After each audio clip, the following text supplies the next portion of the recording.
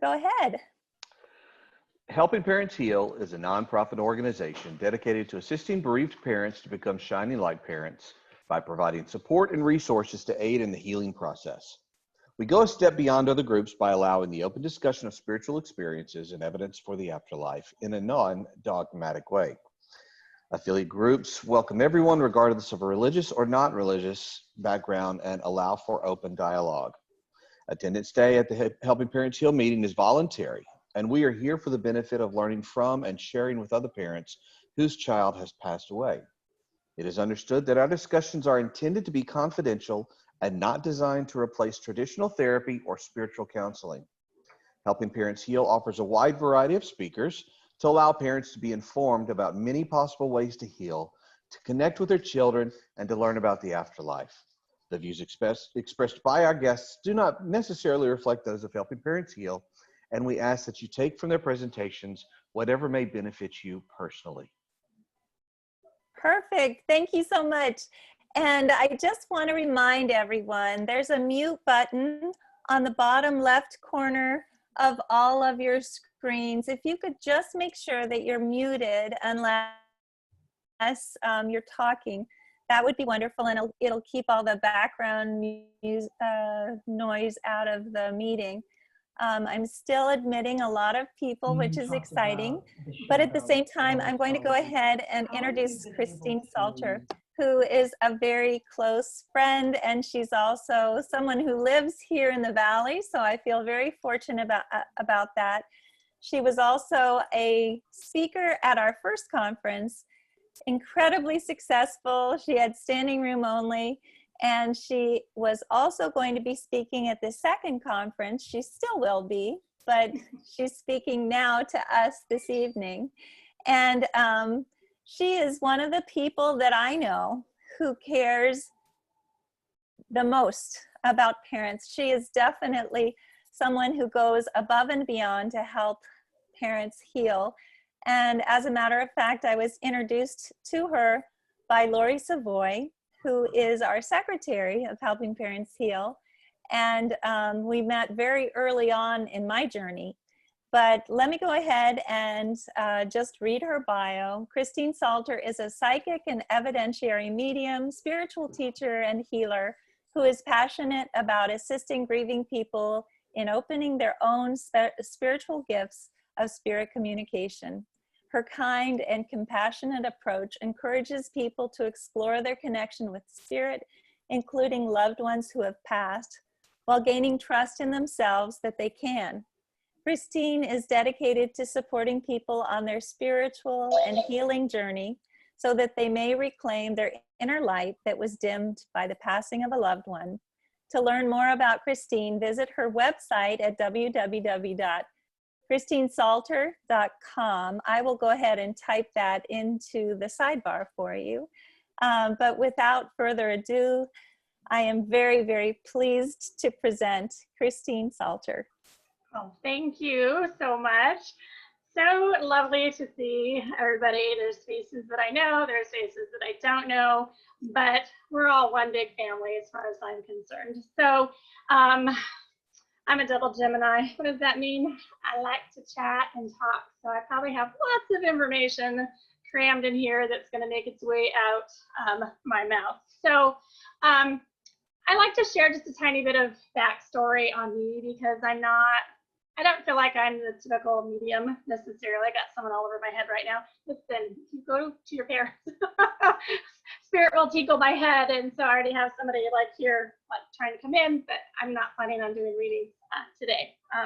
Anyway, my journey started when I was in my mid-20s and my spiritual gifts started to open, and mediumship was kind of one of the last pieces for me.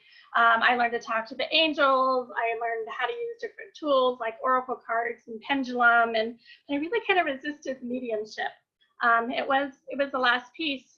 I had learned to be a massage therapist and an energy healer, and what I found though is that mediumship was one of the most healing modalities, one of the most healing experiences that people can have when it comes to healing the deep grief and the sadness and the I can't get off the couch and just the blackness that people go into, whether it's you've lost a child or or it's your dad or whatever, because everybody's grief is different, but everybody's grief is still personal for them. And I was doing massage at the time, and I had a woman come in, and I could sense the spirit with her, and I hadn't really like owned that I was a medium yet. It took a while. And anyway, she wasn't going to come into her appointment. Her sister called her and said, you get up off your butt and you go and do that. I was doing massage. Well, it turns out she'd been looking for a medium. So I told her, I feel this person with you. She got so excited because she didn't know, like, who do I talk to? And you have to be cautious, I think. You have to find somebody that you can trust that has integrity to bring through messages. And what I noticed the most is in just giving some messages to her, within about 20 minutes, she was laughing and she was smiling, and she hadn't gotten off the couch in 5 days. And to me, it was kind of mind blowing that the simple act, to me, it was simple of giving these messages, for her was life altering and changing. And within the 60-minute session, 95% of her depression was gone. And so she came back a few weeks later, and like the light was back. And it just was very eye-opening. So for me, I didn't open my gifts until I was older. And actually, I have to stop myself there. I think everybody has the ability to do this. I'm not born special. It's just a matter of how much time, energy, and attention are you going to put into opening your own abilities of spirit communication. So in meeting Elizabeth and meeting Lori, it's always so interesting how people put, or how spirit puts things across your path. And I'm sure a lot of you guys at this point in your life can look back and go, oh, you know, that's so interesting how this happened and this happened and this was the catalyst for this. And that meeting Lori and meeting another mom here in the Valley, I was doing medium group readings, and it's one of the ways that I served, but also continued to build my abilities up. And Lori and I had become friends, and she told me about Elizabeth. And actually, she also told me about Mark Ireland too. So within 2 days, I had 2 different people. There's another mom named Lisa that told me about Elizabeth and told me about Mark. And Lori was saying how Mark was testing people, and I think you should do it. My ego was like, I guess I should do it. Like, that's kind of scary because, you know, you're being tested. And anyway, I met up with Elizabeth, and we just really clicked very well and helped her with a project that she was doing. And so I think it's been, what, 6 years, 7 years, somewhere in there, that we've been friends. And ultimately, though, as grateful as I am to have met Elizabeth and Lori and Jason, what I'm most grateful for is that it put me on the path to helping parents. My gifts didn't open until I was in my mid-20s. I do not have a child in spirit, so I don't know what this feels like. And I always try to be so upfront and mindful of my words. Like, I have an idea because I have been working with parents for quite some time now. But it led me to open a group. So Spirit's funny because Spirit never tells me, Christine, you have to do this. They like nudge me, and nudge me, and nudge me, and nudge me some more. And I had the idea to put together a video series to teach people how to open their own gifts and what does spirit communication look like, and just answering a lot of the questions I've gotten at that point. It had been 10 years. And I was like, that's a great idea. I'm going to lay down and take a nap. And I laid down, and I'm telling you, Spirit was like, you get up right now and you go put these videos together. Like, we're not playing around. You go do this. And I sat down and I wrote it out like it was all in my head. And so I've created a group that's called Mediumship for the Grieving Heart. And it is to support parents, specifically parents, a few grandparents in there, and how to open their own connection with their kids. And I had no idea what I was starting because I just trusted Spirit. And it's blossomed into such a beautiful, heartfelt experience. And I always say that I'm the one that's lucky because I get to see the aha moments. I get to see the parents when they find their kids and how their light comes back, and how the shift happens and they realize, oh my gosh, I've been talking to them all along, or these just beautiful connections. And then the connections between the other parents are also having the same experience. the beautiful, loving little tribe that we have going on. And I know there's some of you that I recognize that are in there with us. But I wanted to talk about, I mean, one of my favorite things to talk about, of course I like to talk, really is spirit communication. How does it work? How can it work for you? And there's so many different ways to go about it. My approach, I just try to keep it as simple as possible. I can get really complex, but my ego likes to keep it simple. So what I really wanted to share with you guys is what it's really like to connect with your kids in spirit, because there can be some preconceived ideas or misunderstandings. I wanted to talk about the doubt monster, because the doubt monster is not your friend. Doubt monster is what really kind of gets in the way. And I just want to give some support in how you can go from I'm seeing signs, and that's great. That's a great first step. I think that's important, to, oh my gosh, I just heard my child talk to me in my head. But really, what does that look like even? So that's what I want to go through. And so if there are some questions while we go through it, great. Like I said, I'm not going to do readings. My whole thing is let me show you how to do it yourself. That way you don't need somebody like me. So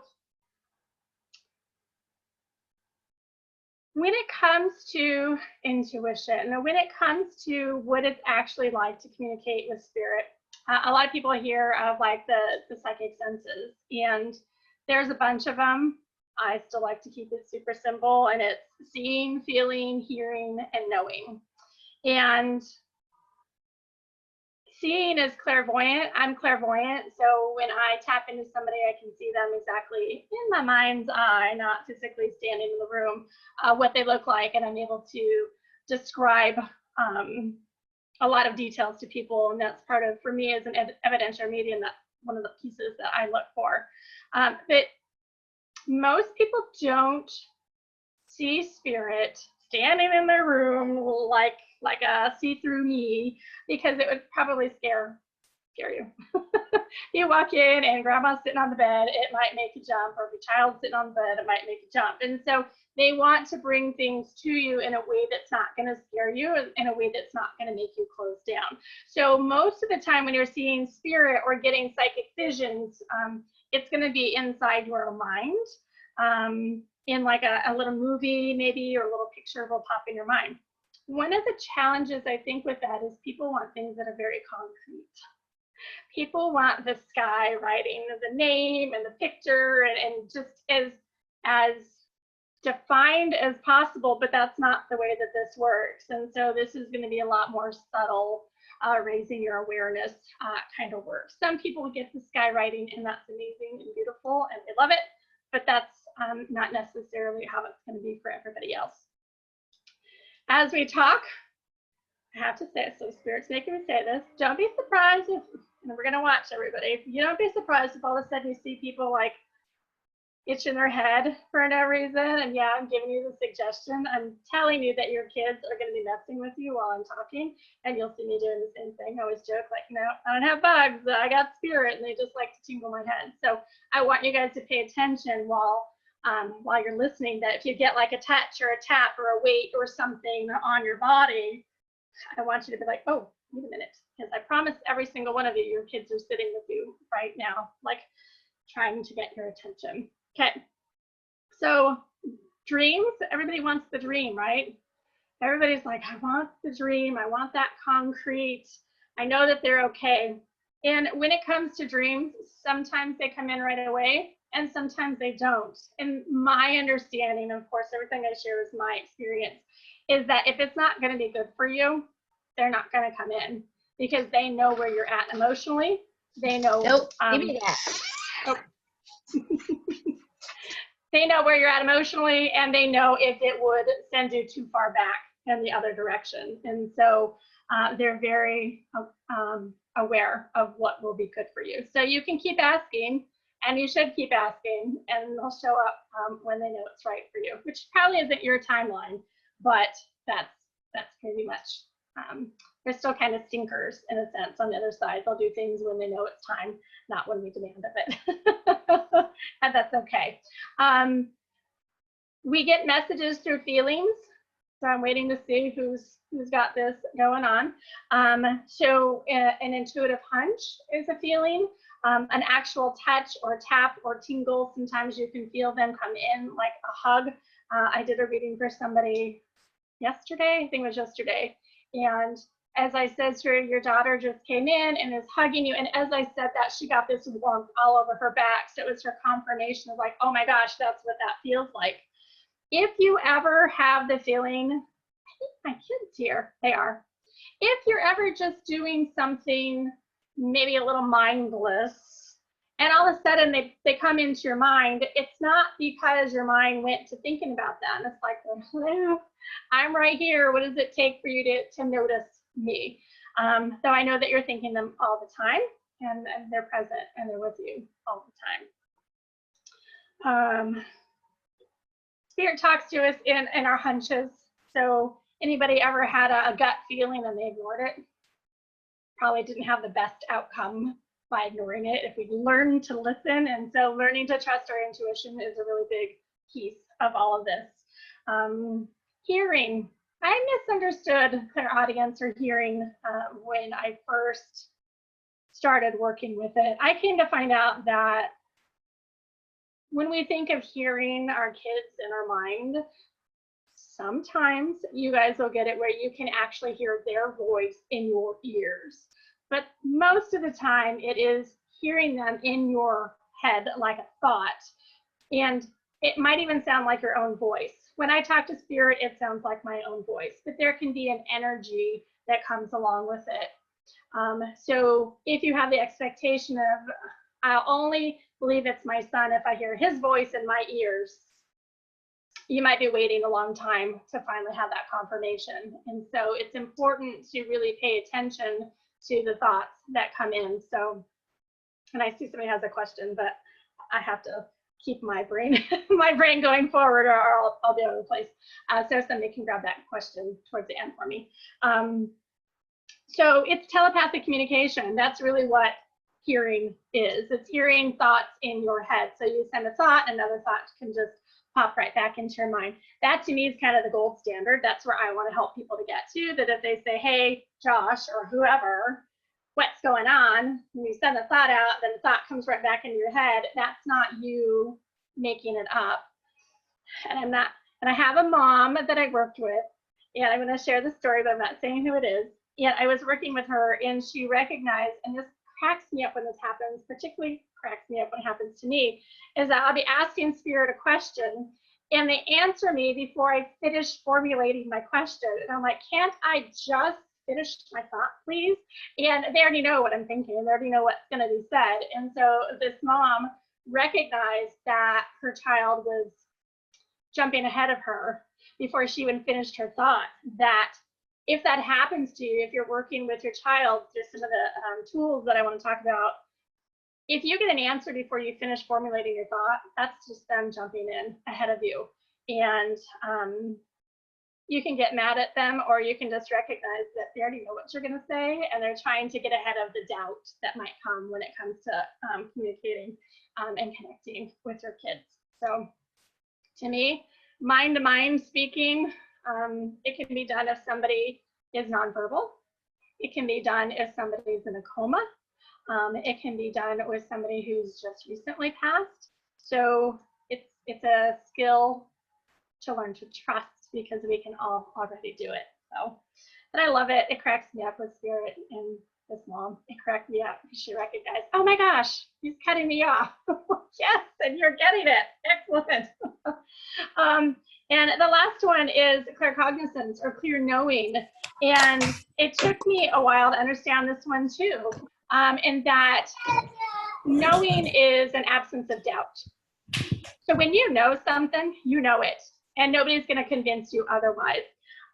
It can also be like an aha idea, or you're pondering something and then an answer suddenly comes into your mind and it solves a problem.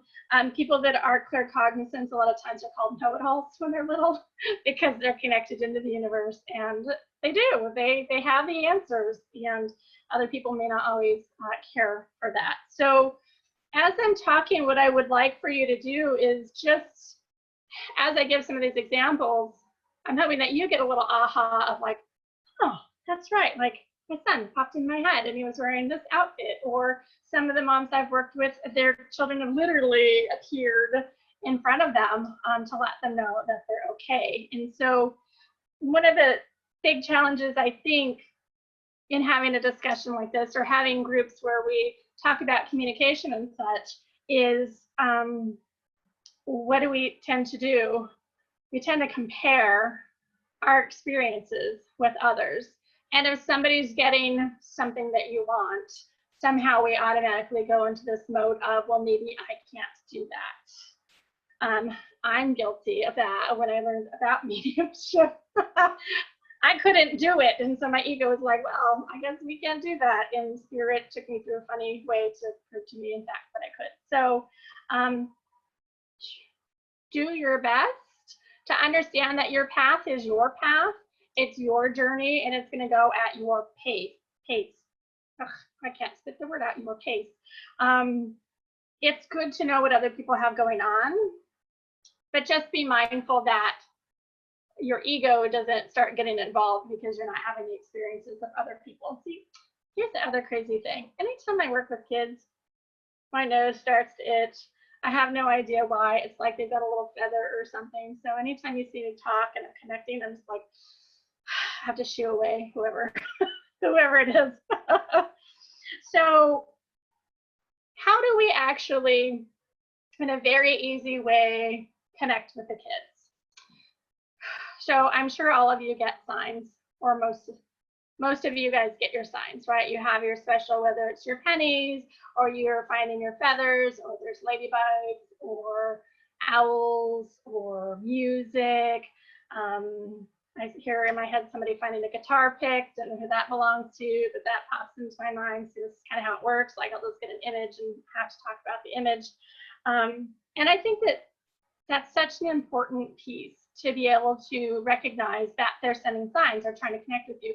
And I promise you, being part of helping parents heal, your kids are determined to connect with you. That's why you found the group. That's why you're here, because they are going to not let up until figure out how to get this door open. So your kids are with you. Your kids are wanting to connect with you.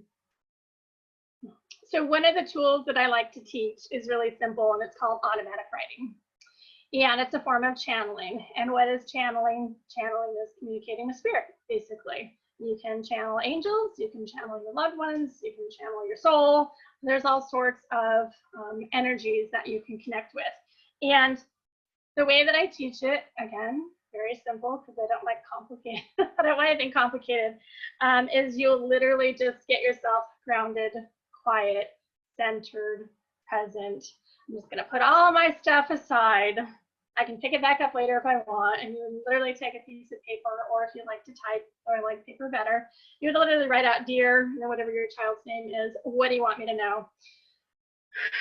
And then you're just going to be the secretary. And if I said, all right, write this down for me, you're not going to be like writing, okay, Christine's an idiot, this doesn't make any sense. You're just going to write what I asked you to write, hopefully. Same thing with your kids. Whatever comes to you is a picture in your mind, an impression, a thought. You might all of a sudden have 10 pages written out because it's just coming through your mind so fast. The trick is not to try and understand what's coming through, but just to stay open and just receptive and just let it come into your mind, and then you make sure you write it down. When I taught a channeling class once, and I did this exercise with a gentleman, he's like, I needed to then say, and then go back and read what came through, because he's like, what do I do with this? I was like, read it, read what the message is. I like to say don't, because channeling takes a lot of energy, particularly in the beginning. Don't set yourself up for failure. Don't sit down and be like, I'm going to sit for 2 hours and I'm going to write, and you're going to be so drained you won't want to move for a week. So I suggest that people sit down for 10 to 15 minutes, maybe a couple times a week, just to to practice this. And I do have a whole free video series where I walk people through this also with a lot of additional information. So we can get the link at the end for that. But to me, automatic writing is, I've got questions. Oh, I gotta keep on track and then we can go through the questions. It's just such a simple tool. And it's so simple, what is the challenge? We kind of get in our own way because how can this be so easy? I think we have it in our head that this is supposed to be difficult and only special people can do it. And that is not the case, not in any possible way. Every single person here, everybody, whoever hears this, has the ability. It's just a matter of the 3 P's is practice, patience, and perseverance. So if it doesn't work the first time and you're like, ugh, I can't do that, you're gonna have to come back to it and you might have to practice it a couple of times. I suggest that you have a journal where you write these communications in. And what you'll notice is over time, the energy, like you'll start to pick up on the energy of your child. It'll feel more like them and less like you. But it's gonna take practice, right? You didn't learn to ride a bike when you were little because someone sat you on the seat and said, okay, go for it, and probably crashed and burned, right? So it's gonna be the same thing in learning how to open up your abilities. One of the other pieces to me that's important is raising your awareness. Raising your awareness of the energies around you. Now, I understand when you're sitting in deep grief and it's like the dark clouds around you or you're in the pit of despair or whatever, it can be hard to see things. It can be hard to see anything outside of exactly what you have going on at the moment. And that's okay. I think that this whole journey requires a lot of grace, giving yourself a lot of grace. And if you think you've given yourself enough, give yourself some more. One of the things that I like to play with my group is the sign of the week. And I ask spirit for something, usually an animal, for them to be on the lookout for the week. And it's an exercise in awareness to recognize that there's a lot going on that's more subtle and that you have to be more aware of, because it'll help you connect with your kids better. And I promise you, it'll help you start to see even more signs that your kids are sending. And so that's just a fun little game that we can play. And you can just simply ask your child, okay, for the next week, what sign are you going to send me? And then wait for something to come into your mind, and it's your job over the week to be on the lookout for it. And I think it will really surprise you how often that sign comes up. And it just kind of builds your perception and your awareness. And it also builds the energy between you guys. So it's easier and easier to connect. All right, sorry. I'm so trying not to look at the chat that pops up and I'm like squirrel, like, oh no, keep stay on track. I like to suggest to you that you keep a sign journal, because I think one of the biggest challenges in opening this door, in starting to trust the process, is the big bad doubt monster. Doubt will get in the way faster than anything. And it's okay to have some doubt. It's okay to have some skepticism. I think that that's a good and healthy thing. But if you're so doubtful, you're blocking your child, it creates like a frustration circle for yourself. Where does doubt come from? It comes from the ego. So the ego is our lower self. Our ego is kind of the animated personality self, but it tends to like the heavier things, like tripping us up or making us have less faith, or most people have doubt and it comes up in different ways in their life. And sorry, Patty gets a smell. So that would be one of the clairs. So there's like multiple clairs. I just stick with the 4 because, again, it's easier for me to keep track of in my head.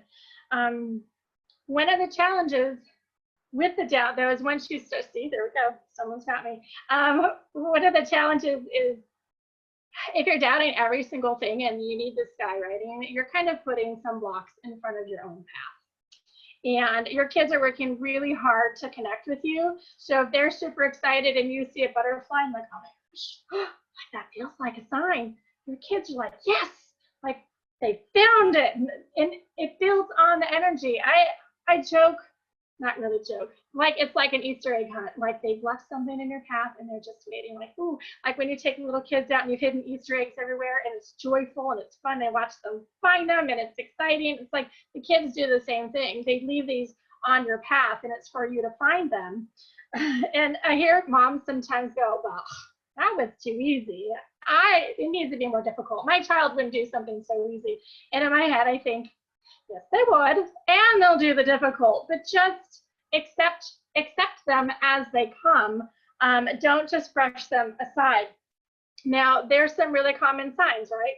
People get butterflies or moths. Moths kind of crack me up because I think of butterflies, and some people it's moths because it's a little bit different. But it takes a lot of energy to put it on your path. So if you could give them a little hurrah, thank you. I think that they appreciate it, and it does help you to feel more connected and more close. I joke. So my understanding is on the other side, and this isn't a joke. I feel like there's a classroom on the other side, and the kids that make the transition back to spirit are there, and the parents are here, and there's this whole big movement of teaching how to connect across the veil. And that to me is part of what helping parents heal is, like that we're about healing and helping you find the kids.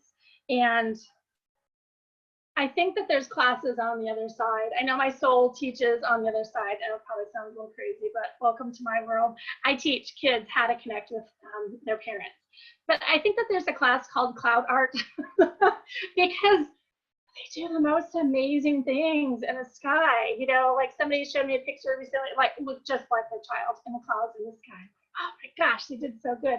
Or these amazing rainbows, or just, you know, the shooting stars. Like it just seems to me like they have some really cool classes and things that they're figuring out how to affect the earth.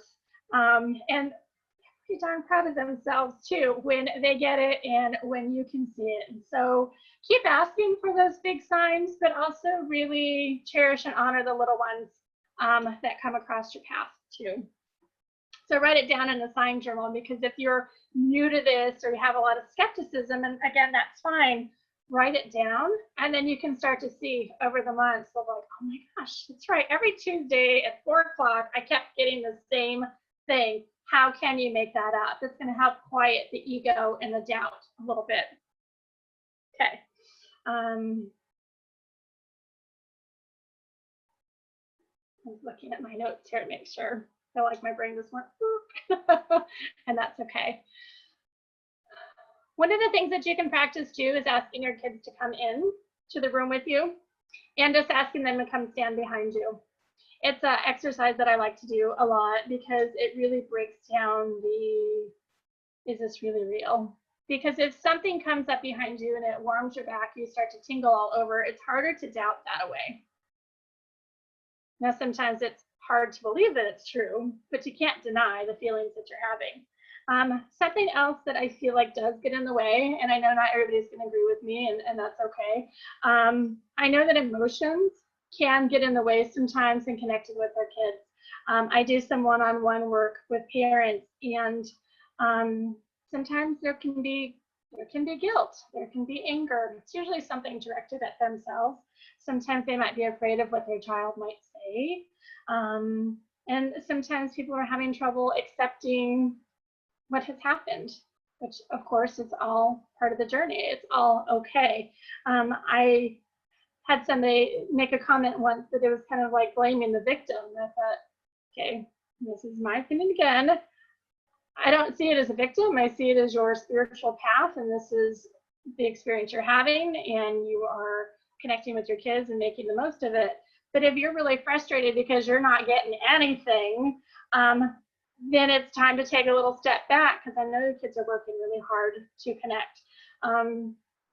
And maybe just sit down with yourself and say, am I afraid? Maybe there's some fear. Maybe there's some religious stuff that has to be worked out. So there are some pieces that can be looked at that can help move energy aside so you can have that closer connection. Some people have told me when they were kids, they had bad experiences with spirit. And so it's like, it's kind of shut the door. But when their child left, they opened that door and they're looking to get those gifts back open, get those abilities back open. And now I'm just listening. I'm like, no, I forgot something. I was waiting for spirit to put it back in my mind. Back to giving yourself grace and the 3 Ps. Your gifts will grow with how much energy you put into it. Now, of course, please don't sit down for 5 hours a day. You will be toast. But really give yourself some time to allow things to unfold. Give yourself time to accept what's happened. Give yourself time to expand. It's nobody's going to open overnight. Can you imagine if all of a sudden you could see everything and feel everything and hear everything?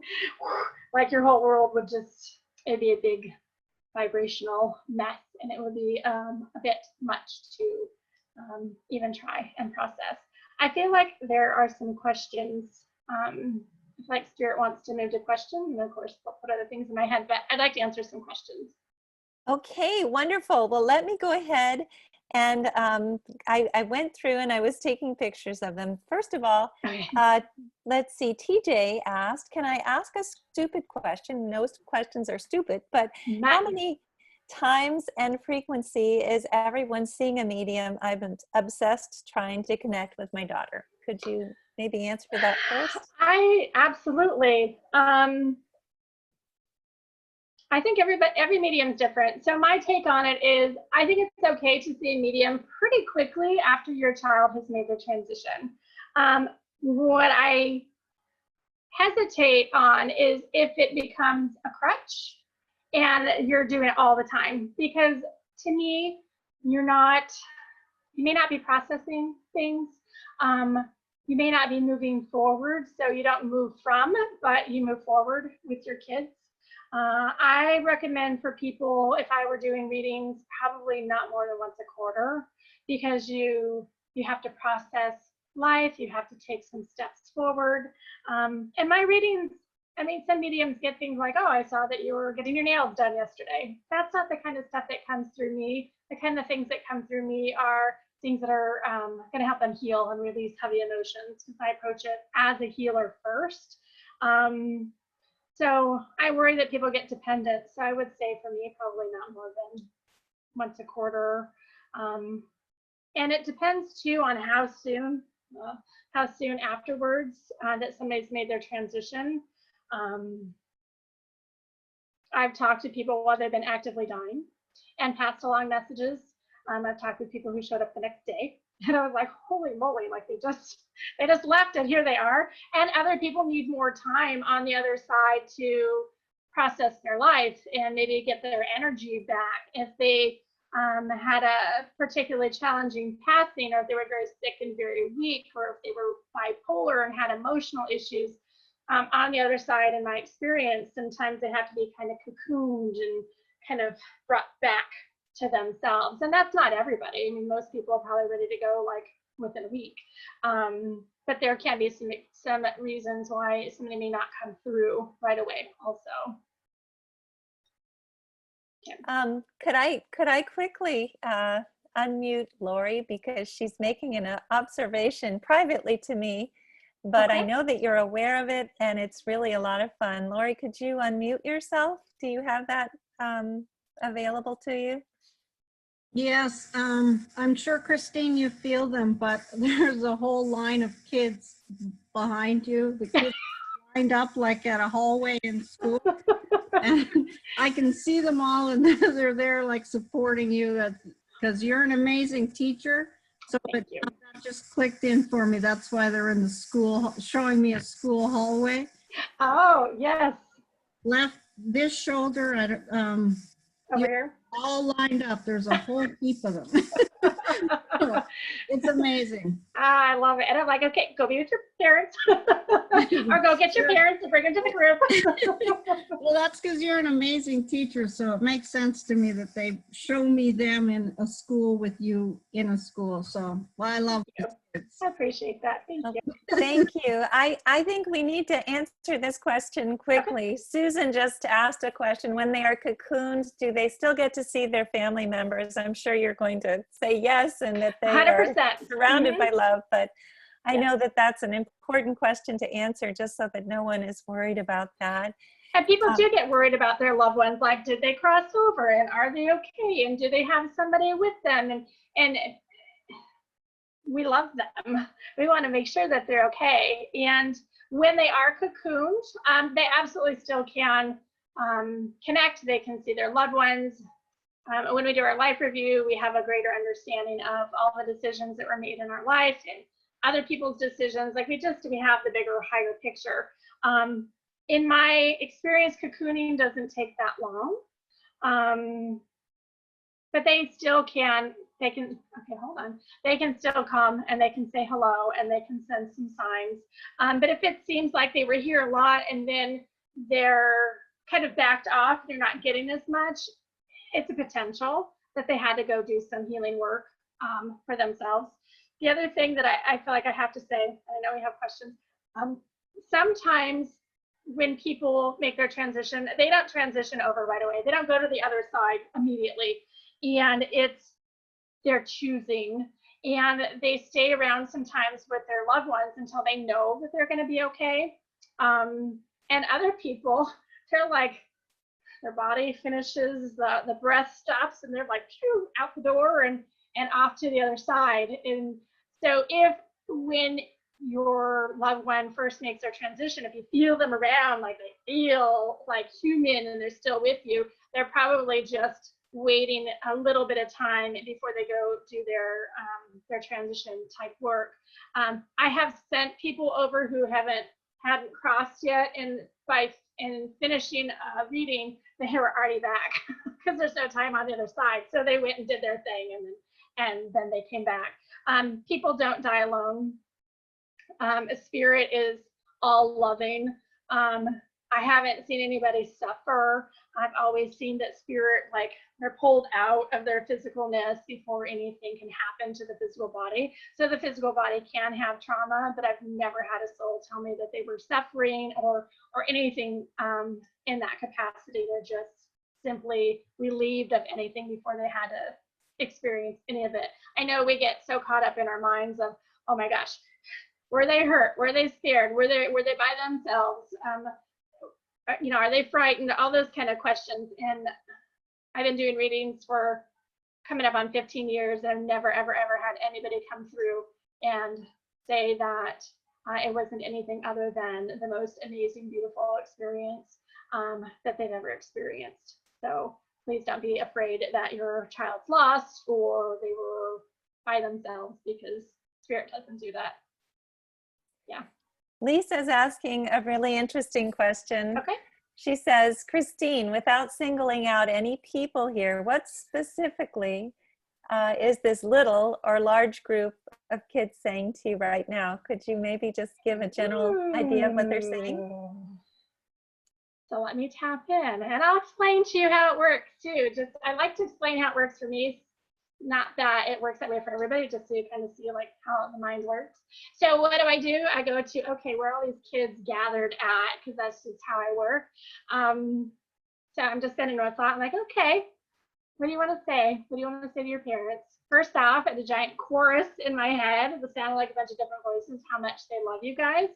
They're like your cheerleaders. They are so proud of you, because you guys could be curled up in a ball, but you're not, and you guys are shining, and you are healing, and you're defying the odds. You're defying the odds. That's what you guys are doing, and you're building those light ripples out, and you're giving other people permission to heal in a way that people don't even realize necessarily that they need permission. But society handles grief so weird, and you're building a new paradigm. That's what you guys are doing. Like anything else? Pay attention. Pay attention. And stop doubting. If you think for a moment, it's them, it's them. It's funny. I don't know who I saw. I just saw Mel like there. Wonderful. Thank you so much. Deb is asking, I have a question. I asked for my daughter's help with something. Do I need to speak the words, write the words, think the words? I love that. They can hear you if you speak, and they can hear your thoughts. So in my mind, it doesn't matter, and they already know what's coming. It's just a matter of you asking, you giving them permission to step in and help. But if it feels better to say, hey, I need your help with this, and you have some energy with it, then great. If not, you can just send a thought. I had a client one time, and his wife had passed, and he put me on the hot seat. And he's like, can she hear me right now? In my mind, I said, yeah, she can. He's like, what did I just say to her? And I was like, oh no.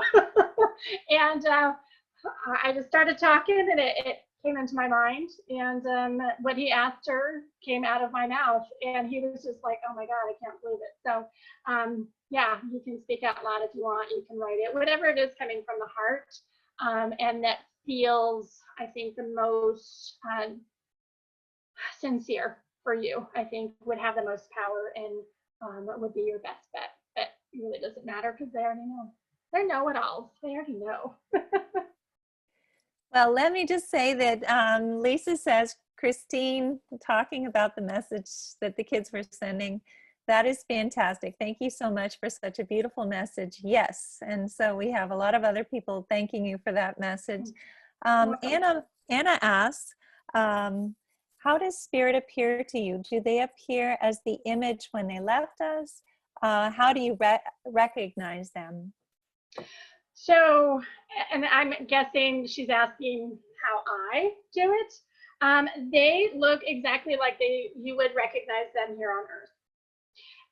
When I see somebody, it's in my imagination. So most psychic stuff is done in imagination, and you probably feel like you're making it up. But if you work with it long enough and do this kind of work, you'll recognize that you're not. And so when I am connecting with somebody, one of my abilities is that I can see them as they were. And so I might describe, that they're tall, or they're lanky, or they're short, or maybe they come across as a young kid. Maybe it's a loved one that, was 80 something when they passed. I'm able to, just as they were, describe them to people so they can recognize them. And that's one of the things for me that's important, because as a medium, I can't control who comes in. And so I can just describe what they look like and what their personality is like and their temperament. So that way somebody can recognize who they are specifically. But sometimes, though, they come in looking at a different age. So maybe they really loved how they looked when they were 50 something, or they always had their makeup done. Like they'll give me a impression to like pay extra attention to something. But for the most part, they come in at around the age that they left, and they always come forward in a way that you would recognize yourself. So if you looked at a picture, for me, that's what they would look like. Wonderful. Thank you. So Jacqueline is asking, and I think that this is a very relevant question. Great message from our kids, Christine, first of all. How will spirits help with such a great loss of people during who are passing during COVID-19? That is a really great question. Let me have a thought here. Did you hook it up? So spirit knows who's coming home. I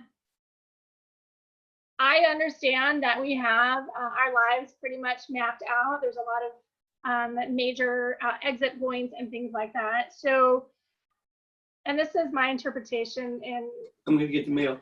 I'm asking, like, spirit, do you want me to say this, or do you want me to talk about it? In my understanding, and I understand that when a loved one passes, it creates a lot of pain. And I see what's going on as an opportunity for souls that are ready to make their transition at this juncture, written into their plan, that there's a mass exodus from the planet. Just like when 9/11 happened, I had the impression that all these souls came together because it was for a greater good happening on the planet. And after 9/11, there's a lot of people that we came together, like as people, we came together here in the United States and around the world. But I've done readings since then, and some of the people that had made their transition in 9/11 have come through in readings as people that are already back. And so when that happened, you know, people weren't supposed to be there, people were supposed to be there, and they weren't. And it's like all these souls coming together. I think because Spirit knows that these souls are coming home in this larger quantity than normal, everything's already prepared for them. And I don't feel like they're going to have a lot of cocooning time or anything like that. But they're going to turn around and help their loved ones that are now walking this journey of grief and having to grow and evolve their souls. And so this is planned. It's not like it's a surprise that all these people are coming home right now. Thank you. That's an interesting answer, and I hope that it helped. Beth asked, I'm worried that suicide has led my daughter to not rest in peace because of the trauma that they have left behind. Could you maybe speak to that a little bit? Yeah, absolutely. Christine? I think that that's a common concern for parents whose children that have died via suicide. And I still have yet, in all of my years, I still have not met anybody that wasn't transitioned and greeted with the utmost love and care and concern.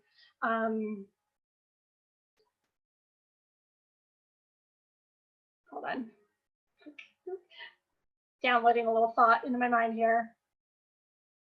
Most people are concerned that their loved one is somehow struggling or lost or out there, when in fact they are surrounded in love, they are brought home, their loved ones are with them, they understand the bigger picture reason of why that decision was made. I differ from some other mediums. I do believe that that can be a written in exit point for your life. I have met people that it jump-started their life purpose when their child has passed through suicide, and they become advocates or helping others. And so to me, there's still value in having this kind of exit plan. And I know most people probably don't think it's a plan, but I still firmly believe that murder, suicide, all of the ways that people can pass that go against our thoughts and integrity as a society, we think these things shouldn't happen. It still has value to the soul and to the ones that have had that experience. So most people, I'm sure, don't feel like, how could that possibly have any value? And I would ask you to say, how has it shifted you? How has it grown you? Have you developed more compassion? Do you have more love for yourself? Like, you could be the most compassionate person, but if you don't have it for yourself, that might be something that teaches you how to love yourself more. And so there's always going to be some growth that happens in anything that happens in your life, not just your child making their transition. So please don't worry about your kid. Ask them to come be present. Say, give me a great big sign that I can't possibly miss.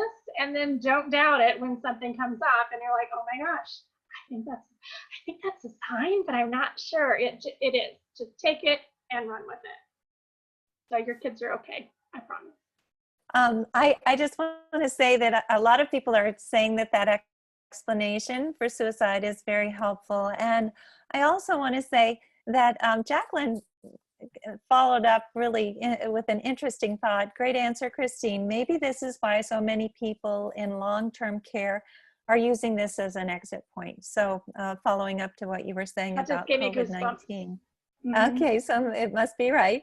Now, I have an interesting question from Anna. Again, she lost 2 boys in a couple of months, separate from each other. And she wants to know how to recognize who's sending her a sign. Will she be able to figure that out? Yeah, so discernment. And again, I like to keep things simple. So when you get a sign, this is what I want you to do. I want you to say, okay, who sent that to me? Whatever comes right back into your head, that's who it's going to be. So if you hear both, then they both did it. I love when I'm working with parents, because somebody will go, well, I don't know. And I'll go, then ask. So just by simply sending the thought and being aware and allowing a thought to come back, it's going to help you discern. Or they may send a feeling, or you might get a picture in your mind, or you might hear their words. But yeah, simply ask and get in the habit of asking, okay, who sent this? And the first person that comes to mind is who it's going to be. Wonderful, thank you. So Christine Monchek, who has taken your classes, said that after taking your class, I feel I am a clearer channel to connect. Even though I'm setting an intention to connect with my son, Andrew, I am getting more that I don't feel is him, but perhaps an angel or a guide. How can I decipher? So Christine, you're going to ask. You're going to say, okay, who is sending this to me? So what I would say is, I teach to work with Archangel Michael. He's a protector angel. The way that I teach mediumship is how Spirit basically taught me. And so your kids, back up, your guides are going to be sending you more answers about, like, what is your life purpose, or what are the next steps for you. But again, if it feels like it's not coming from them, I would just, again, get very quiet and just say, okay, who is sending this to me? And it's always going to be the very first thing that pops in your mind. And you might hear a guide, you're like, oh, guide, I have a guide. Okay, dear guide, what do you want me to know? And you can ask a question. Sorry, stop touching my head, kids. It's really, to me, the whole communication is just about moving my ego aside, moving my doubts, my fears, my worries, concerns, my need to know, it has to be a certain answer, and just, I'm putting this all aside, and then I'm just getting really quiet. So if you're getting answers and it's like, it doesn't quite feel right, doesn't quite feel like him, then it really is going to be, and in my classes, I'm like, ask. Just ask, who is this? And maybe you get the name Ralph. Where does the name Ralph come from? Spirit. Okay, great. Ralph, I don't know. Sit with it. How does this feel? Does this kind of resonate in me? Or is this like, this is ridiculous, this doesn't feel good at all? You can also ask for them to send you things outside of yourself. Like, I had a friend who, she was learning to work with her guide, and his name was Simon. She's like, Simon, where the heck's that name come? Where do we get these names from? I'm like, from your guide, because it's not going to be normally something that you anticipate. It's not going to be your grandma. It's not going to be somebody that you really know. And 2 days later, because I was like, well, ask for a message outside of yourself to kind of confirm, did you get this right? And she opened a magazine to the center, and it had the word Simon, like all the way across the whole interior of the magazine. And I was like, well, here's your answer then. Sorry, I'm touching my head again. So if it doesn't quite feel like a child, I'm just going to say, get quiet and ask. And if you don't get an answer right that instant, you might be out walking and all of a sudden it just comes flying into your brain and you're like, oh, okay, I know who that is. So if you don't get an answer right that second, don't let your ego go, I guess I'm not going to get it.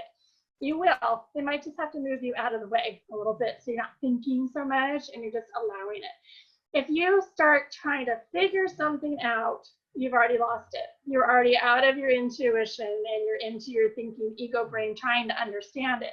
Instead of saying, okay, I'm open and I'm receptive and I'm going to allow it to come into my mind. So receiver mode. That's that's another way that you can tell too, if you're trying to get a message, what kind of energy are you in? If you're like working, nope, receptive, it's going to be a lot easier to come in. So, but if in doubt, ask.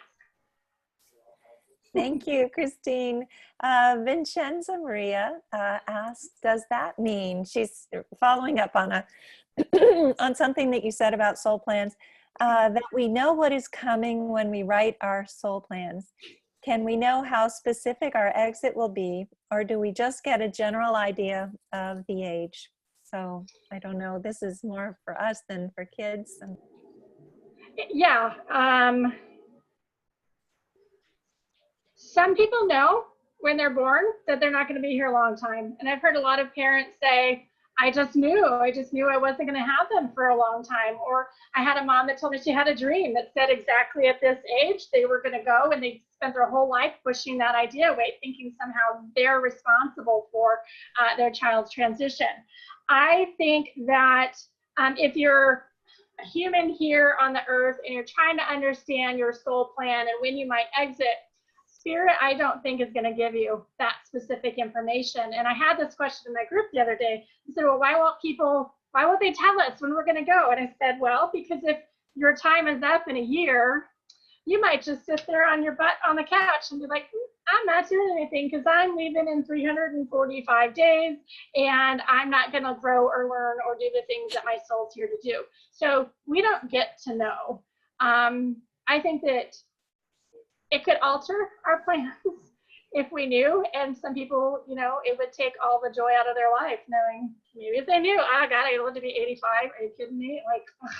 And then they shut down, or, oh my gosh, I've got 2 weeks left, I better get working. So the soul, and this is my opinion again, makes the decision of when it's time to go home. And we do have those exit points that are built in, but it's not like we're born and Spirit's like, so by the way, here's your plan, good luck. We work through very specifically what it is that we're here to learn, who we're going to help, all the areas and ways that we're going to grow. We work very meticulously in putting that together before we get here. And we have guides on the other side, and their job is to make sure that we stay very aligned with our pre-created soul plan. So hopefully that answered. If I didn't clarify, then ask it again. that was perfect. And I just want to let you know, Jessalyn came in a little later than everyone else, but she was asking, how can I make connections with my son stronger? How can I be sure if my son is the one I can hear, not my own thoughts or words? I want to acknowledge her question, but I think that you've really answered a lot of that. Did you want to elaborate on that at all? When trying to connect with your kids or with your son, there's going to be some faith that has to come into play also. Like I've said before, we want the sky writing, but that's not really how it works. It's pretty subtle, and it's our job to raise our awareness.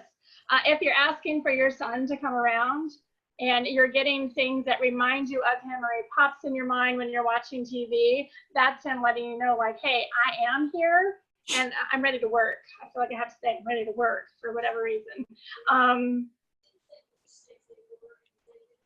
But sit down and walk through some of the exercises. I have the videos, you can go through those, that will really, hold on a second, that will really kind of cement your ability or your confidence.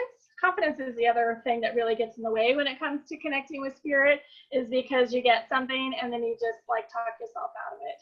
And I've seen it before, like, oh my gosh, I got them, oh no.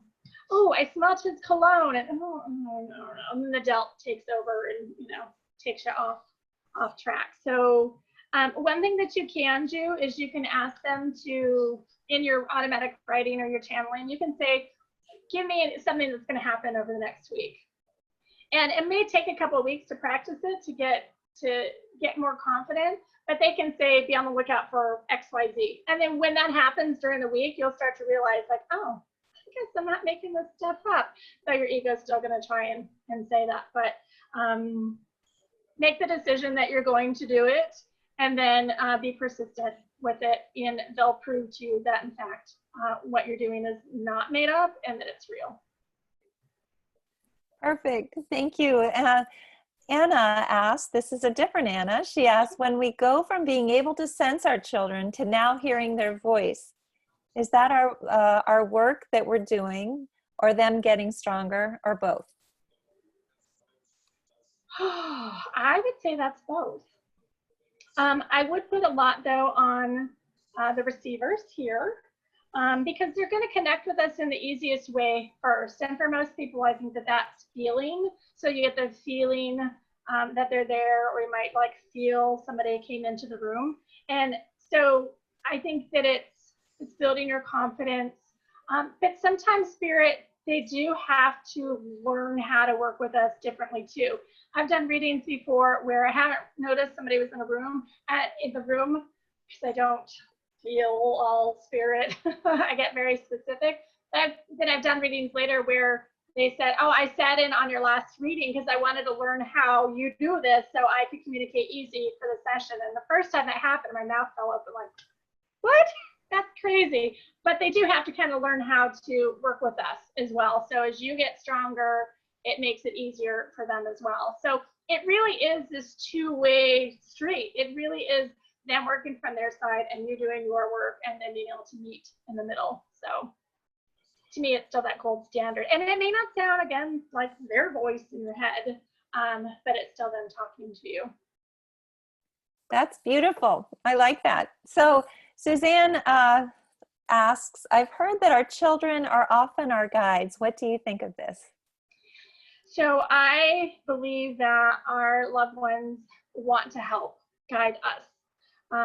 And I believe that they have a pretty good knowledge of our path. And I think particularly parents with kids in spirit, this is like a dual path, that what they're learning and what you're learning, even though they're not here in the physical, they still continue to grow together. So it's like a dual, I can't come up with the word. It's just like a dual path. Like they're still learning and growing as you guys walk in different planes, basically. And now the question just went out of my head. Isn't that fun? Can you tell me the question We're again? asking if the kids are our guides. I guess that's what Suzanne was asking. Sorry. So we have primary guides, and they are aware of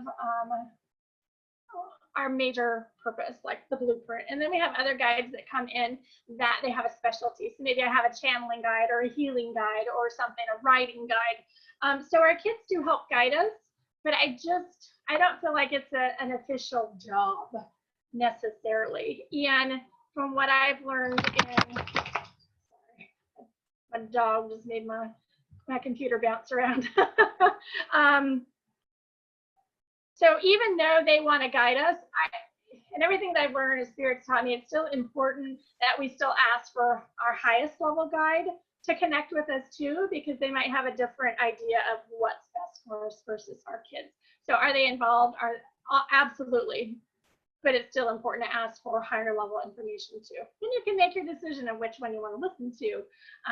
But I don't think that's it's not an official position. Just like a guardian angel, it's not their official position. Somebody asked me today, we have 2 angels. Everybody has at least 2 guardian angels that are with us from the time we're born until we make our transition out. And so they can act as a guardian angel, but it's still not a complete job, if that makes sense. Suzanne says, I think my son liked your answer. He's touching the whole side of my face. Good grief. Which is wonderful. I think this is an interesting question. Anna is asking, do our children in spirit know our exit? Absolutely they do. Absolutely they do. Are they going to tell you? Absolutely they're not. But they will be there and they know exactly what it is that you're going to come home.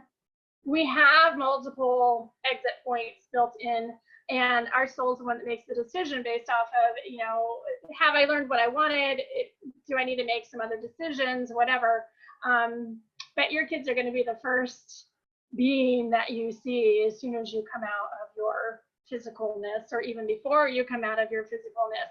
So they absolutely know when you're going to be coming home. And I have no doubt that they have a giant party planned for you too, because they love you to pieces. They know that we're still in school and that they are home. They're having a blast, and they're just letting us learn all the lessons we need to learn here. Let's see. Shannon asked a question. I know that you had answered this as well, but she was asking, what about those of us who were told by our children that they would pass young? And I had that happen with Morgan as well, but maybe you could just talk a little bit about that. So I'm not quite sure on what the question would be. She's asking, is it possible, I guess that this is what you were saying, that we sometimes have a knowing that this is going to happen. And sometimes our kids actually tell us that they're going to exit early. So I think that that's what she's asking, but you did answer that question very thoroughly. And we have other questions as well. Did you want to say anything more on that? I always like to just bring up the question in case the kids are wanting us to say more about it. Okay. Kids, do you want me to say more? There are lots of, I always am careful sometimes how I say things because I want to be taken very clearly. Your soul knows, their soul knows. It's an agreement that's made between the two of you as to if you're going to walk the path of having a child pass before you. And some people have no knowledge of it while they're here in the physical. So when it happens, it's a complete shock, though it's a complete shock anyway. But some people, it's like they're being prepared. So they already have this knowing that their children are going to make their transition before them.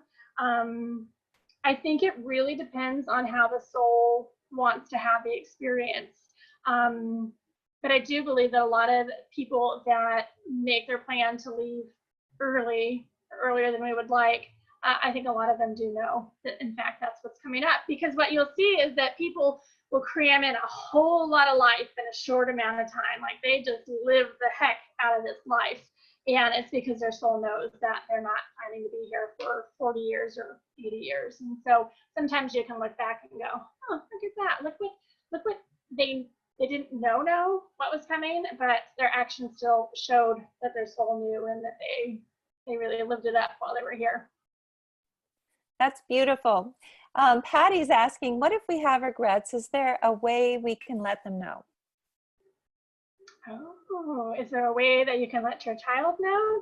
Your child already knows, and they are well aware of what your regrets are. When we pass, we go through our life review, and we get to see why everybody made the decisions that they did. And they already, I think regret is one of the things that can definitely get in the way of a heart-to-heart connection with the kids, because all right, so you're trying to take responsibility for their soul's decision of the way that they lived or the way that they made their transition. And every soul I've ever talked to has said there's no apologies necessary. I understand the whole entire big reason for this, and they know how much they're loved. They know where you're coming from. They know your heart. Regret is something I think for us that are still here to work through. But as far as the kids are concerned, they're aware and all is forgiven. Like to them, it was all perfect. To them, it's all perfect. And that's a challenge to get to while we're here, that in fact, everything worked out according to the soul plan. And that takes a lot of growth. And I think that takes a lot of healing to start to get to that place that things worked out how we intended. Thank you. That sounds wonderful, and it's very helpful. Erickson is asking, and this must be a last name, do they get married and have children? Ooh, that is a great question. So, I haven't connected with a lot of souls who told me that they got married, though I don't know why that wouldn't be the case. But I do know, I even did a reading very recently where the son brought in his child who didn't actually make it onto the earth plane, but was bringing this child forward to tell his mom that this is your granddaughter, that he did in fact have a child with him on the other side. And so I can say what I have seen is that people have their houses and they have their relationships, and I don't know why they wouldn't also get married and have those experiences. I don't know why they wouldn't. I haven't seen it, so I'm just asking Spirit, setting the thought up while I'm chatting. Let me just ask. I feel like let me just ask what they want.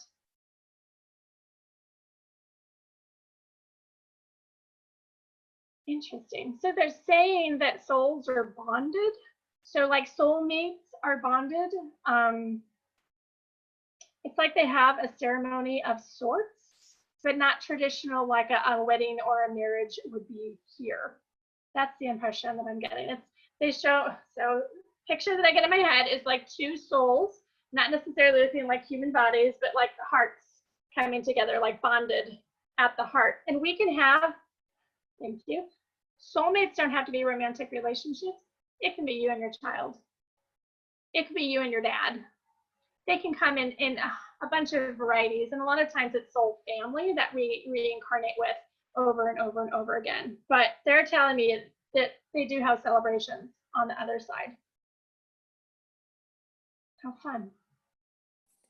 Well, that's pretty fun to hear. I was just reading something, sorry, from Lori saying that she had Garrett come through and she asked where he was and he said that he was on a date. So Garrett is Michelle Ziff's yes. son. Absolutely. Out on a date. They're so funny when they come in sometimes. They're just like all flirty and you know, they live in love and bliss, but I think they still want partners too. Well, another question from Erickson, which I'm sure is a last name. Do our kids take care of our pets when they pass? Absolutely. I don't know how many readings I've done where all of a sudden they'll bring it into my attention that, you know, I'll start describing a pet. They're like, oh my gosh, you know, like that was the one from childhood. Or maybe the pet has made their transition since your loved one has, and they like came and got them and took them home. And so they help take care of your pets here, and they absolutely take care of the pets, the loved pets on the other side. Absolutely. And so here's a funny little story. I know I was careful about time. One of my very first experiences with animals in spirit is when I was 19, we had to put our family pet to sleep. And it was very sad. It was one of my first experiences with passing of an animal. And I got in the cars with my parents, and out of the corner of my eye, I saw the dog get in the car with us. And I was like, oh my God, I think Sugar just got in the car with us. And she was a younger, happier version. And so even now when I see my dad, and he's since had another beloved animal pass, he'll always go, is Sheila here? And I'll feel around, yep, she's on your bed, or yep, she's here. So a lot of times they're still spending time at your house with you. So don't be surprised if it's like, did my dog just jump on the bed? Like, that's crazy. It's not crazy. Like they're still there. So don't be surprised about that either. I love this. This is funny. This is going back to the dating idea. Jesselyn said that she had a reading earlier. My son mentioned that he's busy dating up there when I asked if he was with me 24/7. So they don't have, they have lots of stuff to do. They don't have to just hang out with us, right? Oh, absolutely. Yeah, parents get worried, like if their child has been very present with them and all of a sudden they don't feel them as much. They do have things they have to do, but they can split themselves. They can be in multiple places all at once. But if you're finding like there was a lot of connection and now that's kind of quieted down, where do they go? A lot of people go to, oh my gosh, I've been abandoned, but that's not the case at all. They're still very aware. It might be forcing you to find a new tool. It might be forcing you to do some growth or some healing, or maybe you have to start meditating, and then their energy will come back in. So it's kind of like a lull intended to move you forward, because they're like, okay, well, this isn't working. So what do I have to do to get that connection back? But yeah, they have school on the other side. They have jobs. They can be a guide. They can work with people here. They can work with people that are just fresh coming back. They can be out traveling the universe or galaxies or whatever, because it's so big, it's, you know, incomprehensible. And maybe they're just, you know, still just sitting on your couch, hanging out with you and spending time, and, you know, trying to, like, come on, let's move. Let's get moving forward. Let's get this communication open. So the one thing that I have to say, and this, I don't believe that we're ever bothering them, though. Like, you can call on them day and night, and I think that that's perfectly fine. Can they always run to you if they're not sitting specifically with you? No, but they're still very aware, and they know what you need, and they'll get it to you as quick as they can.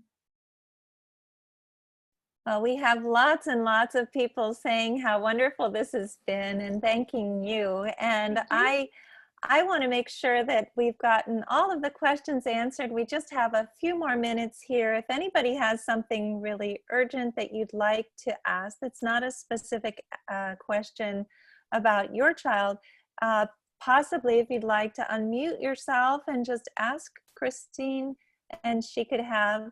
Okay, Susan's asking, do our children miss us?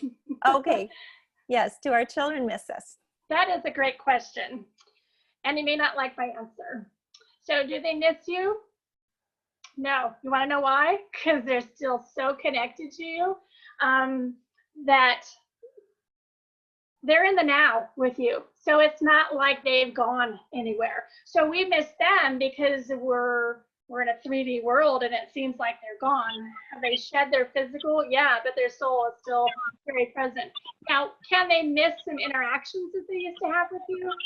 Yeah, I think that that's, and miss is kind of a strong word. Maybe they really enjoyed that. I don't know who wants me to say this, but I'm being told to say that when you enjoy our favorite things, we get to enjoy that with you. So if they love pizza and you eat pizza and you think of them, like, they get to have that experience through you. It's like they get to taste, they get to experience Earth through us also. So when you guys are honoring them, they get to experience those things through you and with you. So do they miss you? No, because they're not gone. They're just very, very present with you. That just gave me goosebumps. Yes, they are still right here. They are not gone. And that's the most important message of this evening, is that they are not gone, and they are so much with us. And I feel so grateful that you're here with us tonight, Christine, because you are such an incredible teacher and such a compassionate and wonderful medium. And I feel like I've known you forever. And I am glad that everyone is able to hear your wisdom. I think one last thing, there was one quick question about miscarriage here. If there's been a miscarriage, does that child go on to the other side? I don't know if you have time to answer that, or if we have 6 more minutes, maybe. Yeah, you could I can answer that. Yeah, that. absolutely. In my experience, sometimes the child that miscarried, or if the pregnancy was ended on purpose, if the timing's not right, sometimes that soul just waits around and waits until they have another opportunity to come in. Some souls don't need the full Earth experience. They just need a little tiny in the body experience. They go to the other side, but my understanding is they continue to grow with you. They continue to grow up. When I do a reading for people, like, sometimes maybe they lost, maybe they, I don't like the word lost, maybe there was a miscarriage and it happened 18 years ago, and I've brought through people, I'm like, did you leave the pregnancy? Because I've got this person here, they seem like they're this old, and sure enough, that's how long ago the pregnancy had ended. And so sometimes they come right back when they have another opportunity, and sometimes they just continue to grow up with you, in your home, with you, with loved ones, with you still as their parent. That was a really great answer. And I think that probably a lot of us on here have had miscarriages. So it is something that affects a lot of us. And I'm so excited about when we're all going to be together for the conference, which hopefully will be rescheduled soon, but we want to be really careful before we reschedule it to make sure that we don't reschedule it and then have to reschedule it again. So we're just going to wait a little bit until we find out exactly what we need to know. But thank you all for being on here tonight. Thank you, Christine. You're wonderful. Thanks, Lori, for the insight as well. Thank you. We also had Lisa Wilcoxon on here, and I just want to let people know that Lisa will be speaking on Sunday to Helping Parents Heal. So if you'd like to join us, it'll be at 1 o'clock in the afternoon Pacific time and 4 o'clock Eastern time. And she will also be teaching us. Let's see, I guess that we're going to go ahead and finish the meeting. Thank you again for being here. And I'm going to unmute everyone so that you can all say goodbye to Christine. Oh. Thank you, Christine. Thank you. Thank you, Christine. Thank you, Elizabeth. Thank you, Christine. It was great. A lot of information. Thank you. Good job. Yeah. Thank you. Christine, good night. Thanks. Bye-bye. you. Thank you. Thank you. Good,